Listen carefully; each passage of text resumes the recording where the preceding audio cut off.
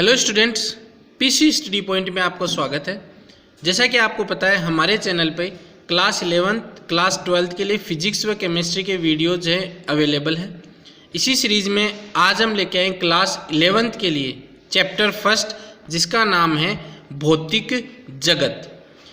40% syllabus कम करने के बाद में इस टॉपिक में, इस चैप्टर के अंदर केवल एक टॉपिक बचा है, वो है प्रकृति में मूल बल, जो कि हमें स्टडी करना है। प्रकृति में मूल बल से तात्पर्य है हमारी प्रकृति में जो सूक्ष्म या स्थूल, सूक्ष्म या बड़े रूप में जो बल कार्य करते हैं, वो मूल रूप से 4 बल कार्यरत हैं प्रकृति में। ये चारों बल आपको हर कहीं पर देखने को मिल जाएंगे, इसलिए इनको प्रकृति में मूल बल कहते हैं। तो शुरू करते हैं, हमारे जो प्रकृति में मूल बल कौन कौन से हैं। तो भौतिक विज्ञान फर्स्ट का ये चैप्टर फर्स्ट है। तो शुरू करते हैं प्रकृति में मूल बल। तो 4 मूल बल है। 4 मूल बल कौन कौन से हैं? गुरुत्वाकर्षण बल, विद्युत चुंबकीय बल, प्रबल नाभिकीय बल और दुर्बल नाभिकीय बल। इनका इंट्रोडक्शन ही हमारे इस फर्स्ट चैप्टर के अंदर है। वैसे ये चारों एक तरीके से बेसिक्स फोर्स हैं, तो चारों के ऊपर अलग अलग बुक्स हैं, लेकिन हम इस वीडियो में केवल इंट्रोडक्शन लेके आए हैं, जो कि हमारे सिलेबस में है। और जो डिटेल में वीडियो है वो हम बाद में अपलोड कर देंगे। तो सबसे पहले हम पढ़ते हैं गुरुत्वाकर्षण बल, ग्रेविटेशनल फोर्स क्या होता है। तो देखिए स्टूडेंट्स, आपने देखा होगा या न्यूटन की आप लोगों ने कहानी भी सुनी होगी कि न्यूटन जो है वो एक पेड़ के नीचे बैठे थे और पेड़ से एक एप्पल नीचे की ओर गिरा। तो न्यूटन ने देखा कि ये पेड़ से एप्पल नीचे की ओर ही क्यों गिरा, ऊपर की तरफ क्यों नहीं गिरा।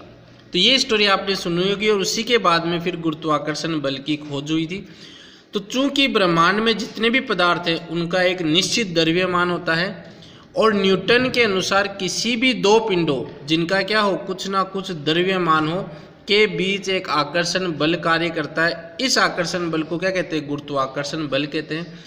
इस पृथ्वी में या इस ब्रह्मांड में जितने भी पिंड है, उन पिंडों का कोई ना कोई द्रव्यमान है। जितनी भी वस्तुएं हैं, उन वस्तुओं का कोई ना कोई द्रव्यमान है, और द्रव्यमान में आकर्षण बल लगता है। जैसे उदाहरण के तौर पे सूरज और पृथ्वी, ये जैसे सन हो गया और ये हमारी हो गई अर्थ।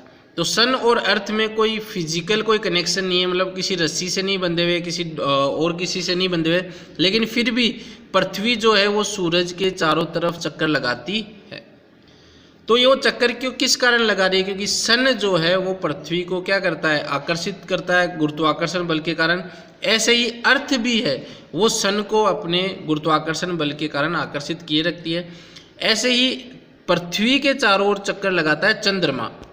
पृथ्वी के चारों ओर कौन चक्कर लगाता है? चंद्रमा चक्कर लगाता है। और ये चंद्रमा जो पृथ्वी के चारों ओर चक्कर लगाता है, ये भी किसके कारण चक्कर लगाता है? इस गुरुत्वाकर्षण बल के कारण ही लगाता है। तो इस ब्रह्मांड में जिन भी वस्तुओं के पास द्रव्यमान है, वो द्रव्यमान के कारण ही इन गुण हैं, उस गुण को ही हम बोलते हैं गुरुत्वाकर्षण। जो नोट करने वाली बात है वो बात यह है कि ये आकर्षण बल होता है, इनमें प्रतिकर्षण नहीं होता। केवल किस प्रकार का होता है ये बल? आकर्षण बल होता है। 2 वस्तुओं में आकर्षण ही होता है। गुरुत्वाकर्षण बल न सिर्फ पृथ्वी वस्तुओं के बीच का आकर्षण बल है, बल्कि यह ब्रह्मांड में मौजूद हर पदार्थ और वस्तुओं में विद्यमान रहता है। जिनके पास द्रव्यमान है उनके पास जो है वो गुरुत्वाकर्षण बल है, या उनके बीच में जो गुरुत्वाकर्षण बल वो लगता है। जैसे ये आपको बॉल दिखाई दे रही है, इस बॉल को हमने ऊपर उछाला तो ये बॉल कुछ समय बाद में वापस नीचे आ जाती है। तो ये नीचे किस कारण आ रही है? क्योंकि पृथ्वी का अपना एक गुरुत्वाकर्षण बल है। तो कोई चीज़ जब ऊपर जाती है तो पृथ्वी उसे वापस अपनी ओर खींच लेती है। हम अगर जंप करेंगे, जंप करके ऊपर जाएंगे, तो हमें पृथ्वी वापस हमारी तरफ, पृथ्वी जो है वो अपनी ओर खींच लेगी। ये ऐसा गुरुत्वाकर्षण बल के कारण ही है। अब जैसे देखिए, अगर पृथ्वी हमारी गोल है, जैसे हम बताएं पृथ्वी क्या है? हमारी गोल है। ये हो गई हमारी गोल पृथ्वी। यहाँ पर कोई व्यक्ति खड़ा है, नीचे भी कोई व्यक्ति खड़ा है, यहाँ पे भी व्यक्ति खड़ा है, यहाँ पे भी व्यक्ति खड़ा है। तो ये नीचे वाला व्यक्ति जो है वो नीचे की तरफ क्यों नहीं गिर रहा? क्योंकि पृथ्वी जो है वो गुरुत्वाकर्षण बल लगा रही है और उस आदमी को अपने केंद्र की तरफ खींच रही है। यहाँ पर कोई आदमी खड़ा है, उसको भी केंद्र की तरफ खींच रही है। यहाँ पर आदमी खड़ा है, उसको भी केंद्र की तरफ खींच रही है। तो इसकी दिशा किधर होती है? पृथ्वी के केंद्र की ओर। गुरुत्वीय बल की अगर हम बात करें, पृथ्वी के गुरुत्वाकर्षण बल की बात करें तो पृथ्वी के केंद्र की ओर इसकी दिशा होती है। इसलिए कोई भी व्यक्ति, वस्तु या पानी है वो नीचे की ओर या पृथ्वी से बाहर की ओर नहीं गिरता है। गुरुत्व क्या होता है? न्यूटन के गुरुत्वाकर्षण के अनुसार दो पिंडों के बीच एक आकर्षण बल लगता है और इनमें यदि एक पिंड क्या हो?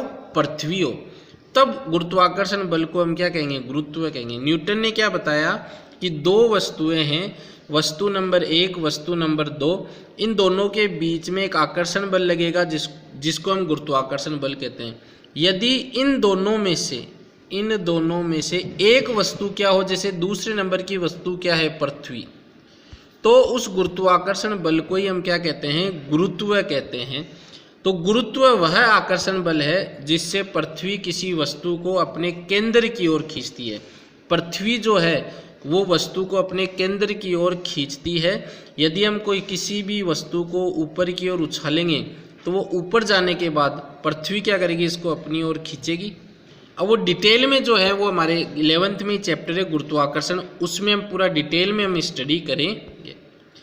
विद्युत चुंबकीय बलों की हम बात करें जो कि दूसरा मूल बल है, तो विद्युत चुंबकीय बल आवेशित कणों के बीच लगने वाला बल है। आवेशित कणों के बीच में लगता है और विद्युत चुंबकीय बल है वो इन दो बलों से मिलकर बना है। एक तो विद्युत बल या स्थिर वैद्युतिकी बल और एक चुंबकीय बल से मिलकर बना है। तो दोनों का हम स्टडी कर लेते हैं। पहले, जब आवेश विरामावस्था में होता है, आवेश गतिमान नहीं है, रुका हुआ है, तब क्या होता है? विद्युत बल और स्थिर वैद्युतिकी बल काम करता है। अब आवेश की बात हो रही तो इलेक्ट्रॉन जो होता है, इलेक्ट्रॉन का क्या होता है? एक द्रव्यमान भी होता है। इलेक्ट्रॉन का क्या होता है? द्रव्यमान होता है। और द्रव्यमान होगा तो अभी हमने पढ़ा है अगर किसी भी वस्तु के पास द्रव्यमान है तो उस पर गुरुत्वाकर्षण बल कार्य करेगा, तो उस पर भी गुरुत्वाकर्षण बल कार्य करेगा। तो और समान प्रकार के आवेश प्लस प्लस और माइनस माइनस एक दूसरे को क्या करते हैं? प्रतिकर्षित करते हैं, जबकि विपरीत प्रकृति के आवेश एक दूसरे को आकर्षित करते हैं। यानी विद्युत बल जो होता है वो आकर्षण और प्रतिकर्षण दोनों प्रकार का होता है। अब जब आवेश गति की अवस्था में हो तो विद्युत और बल तो उस पर होगा ही होगा, गुरुत्वाकर्षण बल भी होगा। एक बल और आ जाएगा जिसको हम बोलेंगे चुंबकीय बल, या एक तरीके का और इफेक्ट दिखाएगा जिसको हम बोलेंगे चुंबकीय प्रभाव। तो जब कोई आवेशित कण किसी चुंबकीय क्षेत्र में गति करता है तो चुंबकीय क्षेत्र जो होता है उस पर गतिशील आवेश पर बल लगाने लगता है। ये हम 12th क्लास के अंदर डिटेल में स्टडी करेंगे। विद्युत क्षेत्र से देखिए हम चुंबकीय क्षेत्र बनाते हैं और परिवर्ती चुंबकीय क्षेत्र से विद्युत क्षेत्र बनाते हैं। अब विद्युत क्षेत्र से चुंबकीय क्षेत्र हम किस में बनाते हैं? तो हमारे घरों में विद्युत मोटर होती है, हम बटन दबाते हैं, विद्युत जो है धारा जो है विद्युत धारा वो मोटर में जाती है और मोटर फिर क्या करती है? चुंबकीय क्षेत्र उत्पन्न करती है। इसी का उल्टा चुंबकीय क्षेत्र से हम विद्युत क्षेत्र बनाते हैं। कैसे बनाते हैं? वो जनरेटर में हम बनाते हैं। जैसे आप लोगों ने डीजे देखा होगा तो डीजे के आगे जनरेटर लगा होता है, उस जनरेटर में क्या होता है? चुंबकीय क्षेत्र बनता है। चुंबकीय क्षेत्र से फिर गाने चलते हैं, यानी विद्युत क्षेत्र उसमें बनता है। वो विद्युत क्षेत्र कंप्यूटर में जाता है और कंप्यूटर से फिर हम गाने सुनते हैं। तो ये दो चीज़ है, विद्युत क्षेत्र से जो है हम चुंबकीय क्षेत्र बना रहे हैं, विद्युत क्षेत्र से हम चुंबकीय क्षेत्र बना रहे हैं और चुंबकीय क्षेत्र से हम विद्युत क्षेत्र बना रहे हैं। तो क्या है? इन दोनों बलों को, विद्युत और चुंबकीय प्रभाव को हम अलग अलग नहीं कर सकते, इसलिए इस बल को हम क्या बोलते हैं? विद्युत चुंबकीय बल कहते हैं। और गुरुत्व बल की तुलना में करें तो ये बहुत अधिक प्रबल होता है। जो विद्युत चुंबकीय बल है उसका मान अधिक होता है। एग्जाम्पल अगर हम ले तो निश्चित दूरी के लिए दो प्रोटोनों के बीच जो विद्युत बल होता है वो गुरुत्वाकर्षण बल का 10⁻36 गुना होता है। अब आप इमेजिन कर सकते हैं कि विद्युत बल कितना ज़्यादा होता है, 10⁻36 गुना ज़्यादा होता है। तो ये विद्युत बल है, ये हम 12th क्लास में डिटेल में हम पढ़ेंगे। चौथा बल है प्रबल नाभिकीय बल। प्रबल नाभिकीय बल क्या होता है? देखिए अगर आपने एक परमाणु पढ़ा होगा, 10th क्लास में परमाणु के बारे में पढ़ा होगा। तो परमाणु में क्या होता है, कक्षाएं होती है, कक्षाओं में इलेक्ट्रॉन रहते हैं और एक होता है नाभिक। नाभिक में क्या होता है, प्रोटॉन होता है और क्या होता है, न्यूट्रॉन होता है। नाभिक में क्या क्या होता है, प्रोटॉन होता है और न्यूट्रॉन होता है। प्रोटॉन पर प्लस आवेश होता है, न्यूट्रॉन पे कोई भी आवेश नहीं होता है, लेकिन फिर भी नाभिक स्थिर है। तो ये जो स्थिर किसके कारण है, इसके अंदर जो बल लग रहा है उसको बोलते हैं नाभिकीय बल।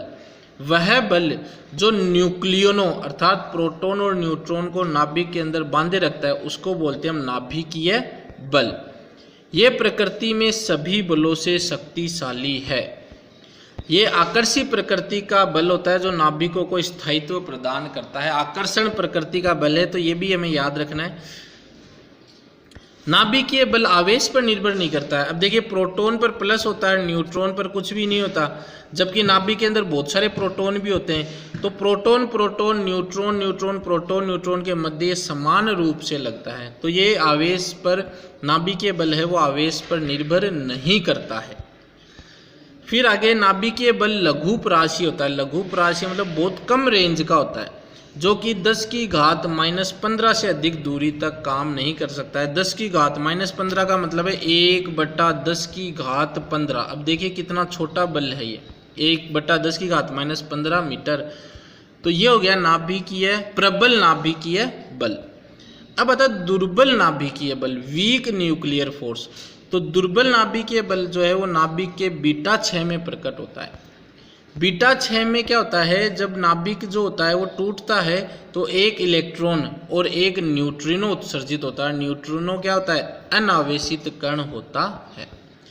ये विद्युतीय चुंबक बल और प्रबल नाभिकीय बल से तो दुर्बल होता है, लेकिन गुरुत्वाकर्षण बल से क्या होता है, ये प्रबल होता है। और इसका जो परिसर अगर हम देखें, परास अगर हम देखें तो 10 की घात -16 मीटर कोटि तक का होता है। तो ये थोड़ा इंट्रोडक्शन ही है, तो इंट्रोडक्शन के तौर पर ही हम पढ़ रहे हैं। डिटेल में प्रबल नाभिकीय बल और दुर्बल नाभिकीय बल के बारे में हम 12th क्लास में हम पढ़ेंगे।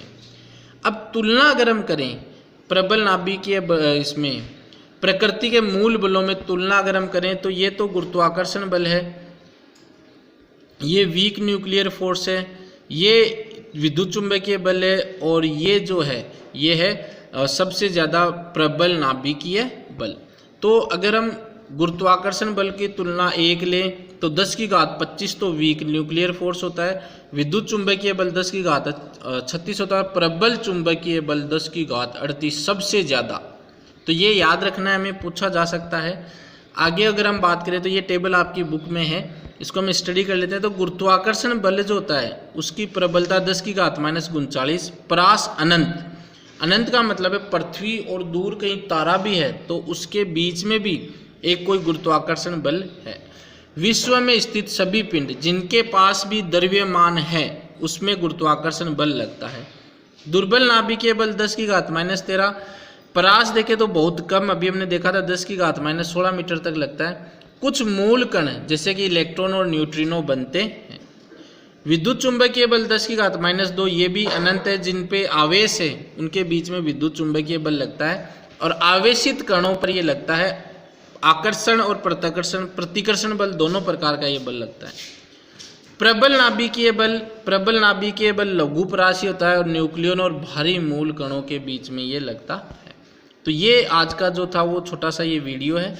वीडियो आपको कैसा लगा कमेंट करके ज़रूर बताइएगा। अगर आपने अभी चैनल को सब्सक्राइब नहीं किया हुआ तो सब्सक्राइब कीजिए। इनका डिटेल में भी हम वीडियो डालेंगे ताकि हमें और ज़्यादा चीज़ें समझ में आए, लेकिन अभी हम सिलेबस के अकॉर्डिंग चल रहे हैं तो इंट्रोडक्शन पार्ट हमने डाल दिया है। कुछ एक तो 11वीं क्लास में, कुछ एक हम 12वीं क्लास में इनके बारे में पढ़ेंगे। तो आपको वीडियो कैसा लगा, वीडियो को आप पूरा देखिएगा। इसी के साथ बहुत बहुत धन्यवाद।